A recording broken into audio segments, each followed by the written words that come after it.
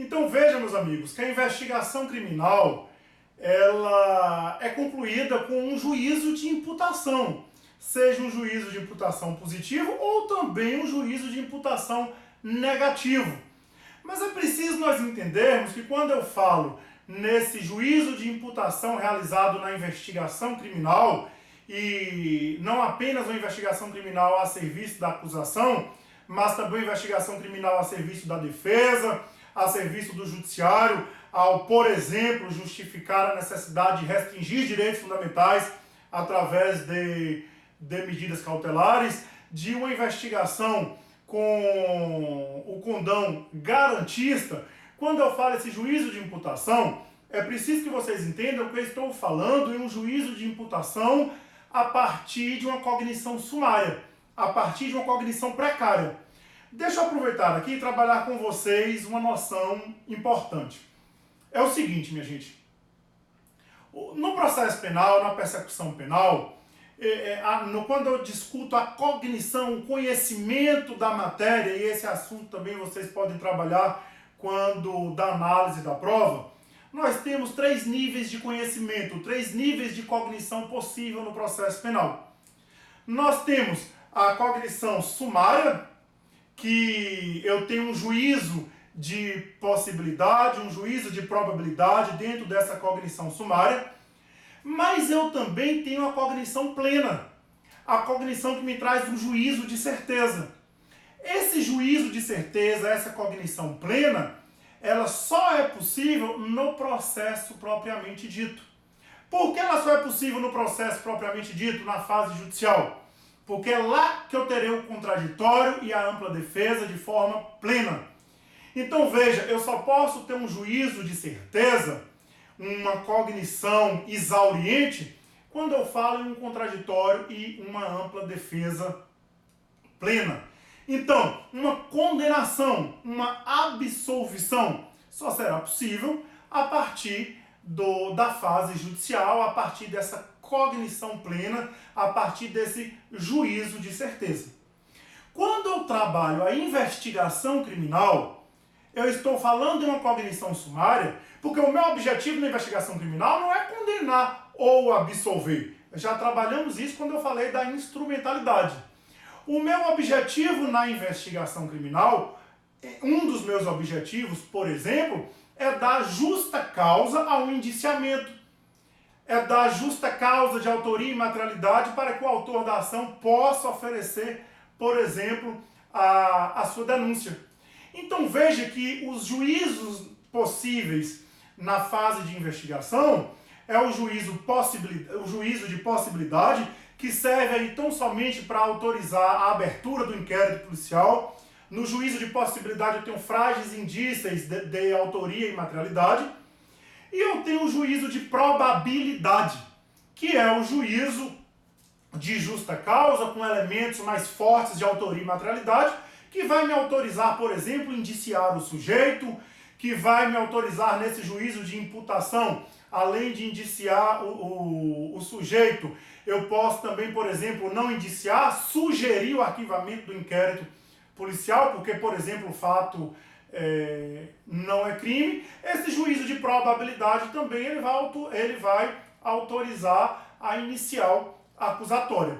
Então, o objetivo da investigação criminal é sair do juízo de possibilidade para o juízo de probabilidade, para o juízo de justa causa, apto a autorizar, por exemplo, o indiciamento e a acusação. A inicial acusatória, por exemplo, a denúncia. Isso é importantíssimo porque aqui eu não tenho contraditório, não tenho ampla defesa na sua forma plena. Tranquilo? Então eu trabalho o juízo de imputação positivo, trabalho o juízo de imputação negativo, mas dentro de uma cognição sumária, dentro de uma cognição precária. Porque o juízo de certeza, apto a absolver, apto a condenar, ele só é possível na fase judicial, em virtude do contraditório, em virtude da ampla defesa ocorrida naquela seara. Dando continuidade, obviamente, se a investigação criminal conclui, se o delegado conclui a partir do seu juízo de imputação da sua análise técnico-jurídica sobre o fato, um juízo de imputação positivo, ele vai indiciar o sujeito. Ele está investigando, concluiu por um juízo de imputação positivo, ele vai indiciar o sujeito. Se de outro lado esse juízo de imputação foi um juízo de imputação negativo, não vai haver indiciamento. Por que não vai haver indiciamento? Ora, o fato não constitui crime, veja que eu tenho um fato que não é típico, ou então é antijurídico, ou então o fato não é culpável, enfim, o fato ele não tem os substratos do crime, ou os elementos escolhidos eles são insuficientes para me mostrar a materialidade ou a autoria do crime, ou então a investigação demonstrou a inocência do sujeito. Veja que eu tenho uma investigação que também é apta a efetivar direitos fundamentais. Eu posso ter um juízo positivo, um juízo apto ao indiciamento, como eu posso ter um juízo negativo, onde eu não terei o indiciamento. Mas veja, mesmo diante de um não indiciamento, o que vige é a indisponibilidade do inquérito policial. O delegado ele é obrigado a concluir o inquérito policial, relatar e encaminhar à justiça. Vocês sabem que o inquérito policial ele é arquivado a partir do pedido do Ministério Público, o autor da ação penal, e esse pedido, se acatado pela autoridade judiciária, é arquivado. O arquivamento é uma decisão judicial, não obstante natureza administrativa. Então veja, minha gente, estouramos o nosso tempo, mas eu queria trazer para vocês essa noção do juízo de imputação positivo, do juízo de imputação negativo, também na investigação criminal, essa natureza inquisitivo-constitucional do inquérito policial que eu acabei de falar, a serviço não só da coletividade, mas também de direitos individuais. E aí eu não tenho uma busca da verdade absoluta, daquela verdade, dita verdade real, daquela visão tradicional onde só é possível o processo produzir uma única verdade. O inquérito policial ele vai servir para me trazer a verdade possível. Por que a verdade possível? Dentro do que for possível, equilibrando a eficácia da investigação e a garantia de direitos fundamentais, revelar os fatos que aconteceram e trazer a autoria e materialidade delitiva. Lembrando que para isso o delegado de polícia tem um poder requisitório, aquilo que não tiver acobertado pela reserva absoluta de jurisdição, o delegado pode requisitar diretamente e sempre buscando a verdade possível, obedecendo direitos fundamentais, equilibrando a nossa investigação eficaz. A coletividade tem direito a essa investigação eficaz, é essa a função da polícia investigativa, mas sem ser arbitrária.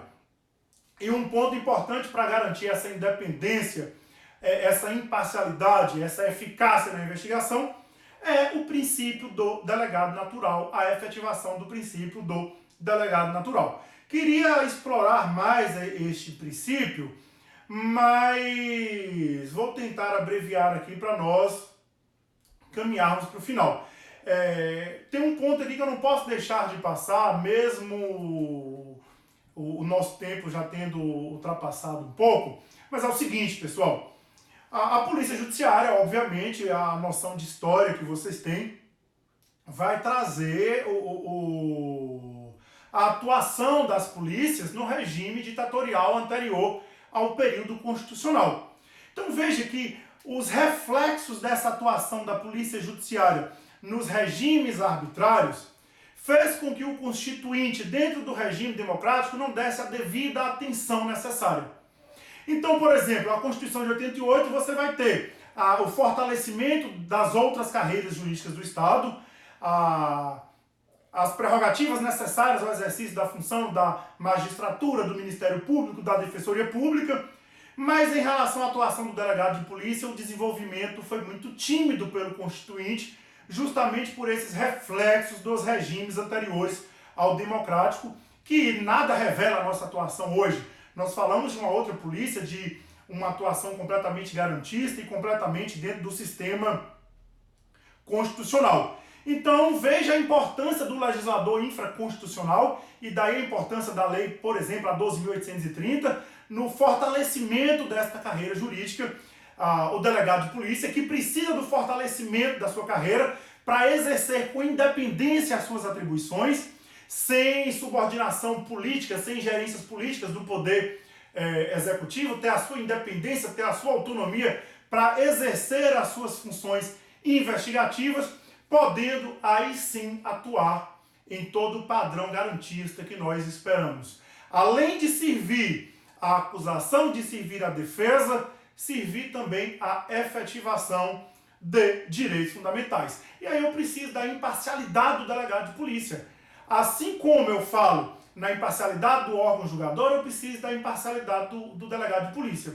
E essa imparcialidade passa, obviamente, pela efetivação do princípio do delegado natural. Eu preciso ter uma autoridade policial previamente constituída ao ato que será investigado. A autoridade policial, o delegado de polícia, não pode ser, via de regra, constituído após o ato. Veja, o sujeito preso ele deve ser apresentado imediatamente, o sujeito preso em flagrante, ao delegado de polícia, e é necessário, para eu ter essa independência, essa imparcialidade, que o delegado de polícia não seja designado para o caso depois, por exemplo, que o sujeito foi preso. Eu preciso de uma autoridade previamente fixada com aquelas atribuições, para depois que o ato ocorra, analise, aplique o direito ao caso concreto, senão eu vou ter uma investigação de exceção. Tranquilo, minha gente? Esse princípio do delegado natural é uma criação, um desenvolvimento doutrinário. Nós não temos ainda uma jurisprudência fortalecida nesse sentido, não obstante decisões judiciais prevendo expressamente esse princípio. A doutrina traz esse princípio, como por exemplo o professor Nestor Távora, e eu digo que é uma criação, uma construção doutrinária, porque veja, a Constituição, lá no artigo 5º, inciso 53, quando ela diz aqui que ninguém será processado ou sentenciado senão pela autoridade competente, eu tenho a princípio aqui a questão do promotor natural e do juiz natural, garantindo a igualdade, preservando direitos ligados à dignidade da pessoa humana, evitando perseguições dentro do Estado democrático de direito, inicialmente aqui relacionada à figura do Estado julgador e do Estado acusador. Mas se eu preciso evitar a arbitrariedade, se eu preciso garantir o padrão democrático que nós estamos trabalhando aqui de efetivação de direitos fundamentais, ainda quando a efetivação desses direitos fundamentais contraria a vontade da maioria, eu preciso falar, além das garantias necessárias ao desenvolvimento do mistério, do Estado acusador e do Estado julgador, com os princípios, com os respectivos princípios do promotor e do juiz natural, eu preciso falar também na independência do Estado investigador, e aí eu tenho o princípio do delegado natural na investigação, e também do Estado defesa, do Estado defensor, trabalhando a doutrina, o princípio do defensor natural. Tranquilo? O princípio do delegado natural, além de evitar a vocação arbitrária de procedimento investigativo, remoção arbitrária da autoridade policial, a Lei 12.830 trata aí dessa inamovibilidade, ainda que mitigada, mas trata dessa inamovibilidade. O princípio do delegado natural, ele vai servir também para garantia, para efetivação de direitos fundamentais, por exemplo, evitando que instituições que não têm atribuição para investigar determinado crime, assim o procedam. Deixa eu concluir com o que nós temos mais aqui de importante sobre a garantia de direitos na fase da investigação criminal. Eu preciso dessa ideia dos juízos de imputação feito pelo delegado de polícia dentro de um padrão de independência, dentro de um padrão de imparcialidade, mesmo sabendo que eu estou trabalhando de uma cognição sumária, que é a cognição plena, que é a cognição que me traz o juízo de certeza. Eu só tenho a partir do contraditório e da ampla defesa que ocorre lá na fase judicial. Então veja, é preciso nós distinguirmos aqui a figura do suspeito, do indiciado e do acusado para nós entendermos o seguinte. Quando eu começo a investigação com simples elementos lá de materialidade, autoria, que eu falei para vocês, eu tenho um juízo de possibilidade, eu tenho um sujeito suspeito. Aquele sujeito ele é suspeito do crime. Avançou-se na investigação, na colheita de elementos de materialidade e autoria, eu avanço para um juízo de probabilidade, eu falo no indiciado. Eu tenho o indiciamento. E eu preciso trabalhar com vocês o que é o indiciamento. Que ato é esse que ocorre na investigação criminal? Quais os efeitos processuais desse ato? Quais as repercussões desse ato na vida do indiciado? E, obviamente, o acusado não é na fase de investigação que eu utilizo essa nomenclatura. Acusado é lá na fase do processo. Aqui na fase de investigação eu falo no investigado, no suspeito e no indiciado a partir deste ato administrativo formal, privativo do delegado de polícia, que concluindo a investigação, a partir da sua análise técnico-jurídica, como diz a Lei 12.830, vai indiciar o sujeito em determinado crime, fundamentando juridicamente a sua decisão.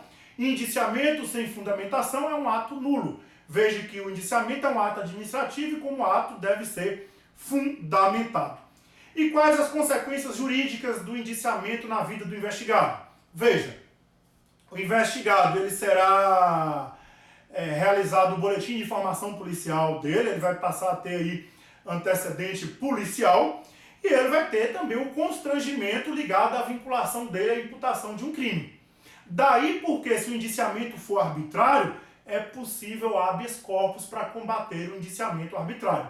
Excepcional, obviamente excepcional, porque há necessidade de que a investigação se conclua, ainda que seja para demonstrar que o sujeito não cometeu o fato ou que o fato não existiu, mas diante de um indiciamento arbitrário é possível sim o habeas corpus. Então veja que eu estou trabalhando com limitação de direitos fundamentais. A investigação, minha gente, o tempo todo vai limitar direitos fundamentais. O simples fato do sujeito ser investigado já traz constrangimentos, que pode refletir na sua liberdade, no seu patrimônio, na sua privacidade. Eu preciso trabalhar na restrição desses direitos? Preciso. Mas eu preciso fazer isso dentro do padrão constitucional, sem ser arbitrário. Por isso nós precisamos desenvolver, talvez até uma outra oportunidade, as ideias de reserva absoluta e reserva relativa de jurisdição e da necessidade de aplicar direitos fundamentais dentro da fase investigativa. Veja que essa classificação dada pelo delegado no indiciamento, ela não vincula o Ministério Público, ela não vincula o Poder Judiciário. Mas mesmo não vinculando o Ministério Público, essa conclusão técnico-jurídica do delegado, mesmo não vinculando os outros órgãos, ela tem algumas reflexões, alguns reflexos, melhor dizendo, que precisam ser analisados. E, por exemplo, a partir dessa classificação que o delegado dá sobre o crime praticado pelo sujeito, ele vai definir o procedimento adotado, por exemplo, se é TCO, se é inquérito policial, se é um procedimento de apuração de ato infracional praticado pelo adolescente. A partir dessa classificação do delegado, vai ser possível o arbitramento ou não de fiança ali na seara do flagrante, da fase investigativa, do valor da fiança, do estabelecimento inicial da competência. Veja que a partir dessa primeira análise do crime, eu tenho o estabelecimento inicial da competência para julgar, por exemplo, as representações de medidas cautelares. Então veja que o indiciamento ele traz vários reflexos e ele não pode vir com base em uma discricionariedade, em um decisionismo do delegado de polícia. O delegado de polícia precisa aplicar este ato, aplicar este seu conhecimento técnico-jurídico dentro do que a Constituição determina, dentro do mandamento constitucional, porque senão será arbitrariedade. Então é possível a limitação de direito? Mas dentro do nosso padrão constitucional. Só lembrando que o indiciamento não é ato exclusivo do delegado de polícia. O artigo 2º, parágrafo 6º da Lei 12.830 fala isso. E tanto o STJ como o STF traz na sua jurisprudência a impossibilidade de requisição do indiciamento. O juiz não pode requisitar o indiciamento, o Ministério Público não pode requisitar o indiciamento. o delegado, dentro da sua conclusão técnico-jurídica, aplicando o direito ao caso concreto, nessa vinculação à Constituição, aos direitos fundamentais, ele vai proceder a essa decisão administrativa e não é possível requisição ministerial ou judicial. Tanto o STF quanto o STJ nos traz este entendimento. Então, pessoal, foi isso que eu quis trabalhar com vocês. Espero ter conseguido trabalhar essa noção de garantismo, não apenas um garantismo negativo que visa proteger o indivíduo dos excessos estatais, que é o que basicamente trabalhamos aqui, um garantismo negativo para proteger o indivíduo das arbitrariedades estatais, mas também o garantismo positivo, ou seja, num dever também que o legislador infraconstitucional tem de criminalizar condutas, tem de combater o crime, tem de reprimir o crime. Eu não posso abrir mão de direitos de toda a coletividade por conta de um direito do indivíduo. Por exemplo, eu não posso abrir mão do direito penal, eu não posso abrir mão de tutelar através do direito criminal aquelas condutas ali previstas, sob o pretexto de que, por exemplo, eu vou tirar a liberdade do indivíduo, eu não posso tirar a segurança de toda a coletividade por conta de um sujeito que praticou o crime. Então veja que nessa noção positiva, o garantismo vem dizer que o Estado não pode ceder um direito coletivo em nome de um interesse individual. Daí a ideia nossa aqui é o equilíbrio. Tá? Precisamos ter o equilíbrio nessa aplicação do jus puniendi do Estado, porém de forma limitada. Limitada nos direitos fundamentais. Então veja que o debate do ativismo, dessa inovação no ordenamento jurídico, do decisionismo, do solipsismo, como diz o Lênin Streck, ele não é restrito às decisões judiciais, ao juiz, não. Esse debate do ativismo ele deve ser trazido aqui para a fase investigativa também, porque o delegado, dentro da sua seara de cognição sumária, do juízo de possibilidade ao juízo de probabilidade de justa causa, ele tem um juízo de imputação. Ele tem as decisões administrativas, que não obstante ser administrativa, ela tem sim um caráter jurisdicional, porque vai tratar de direitos fundamentais. Essas decisões administrativas elas não podem revelar decisionismo, subjetivismo, arbitrariedade do delegado. Então é por isso que essa atuação do delegado de polícia precisa estar limitada pelos preceitos constitucionais. O delegado de polícia tem discricionariedade? Tem. Por exemplo, nos atos investigativos, diante de vários atos possíveis, quais ele irá eleger, ou quais os atos ele irá aplicar para poder elucidar o crime. Nos atos investigativos, sim, mas na sua decisão administrativa, como por exemplo o indiciamento, como por exemplo uma medida cautelar, a ratificação ou não de um flagrante, ele precisa estar pautado nos limites constitucionais, que é essa noção de garantismo que nós estamos trabalhando. Então veja que a minha missão hoje era rapidamente, dentro de várias observações, falar para vocês que o garantismo, essa obediência aos preceitos constitucionais em todo o ordenamento jurídico, ele ilumina todo o processo penal, inclusive a fase investigativa.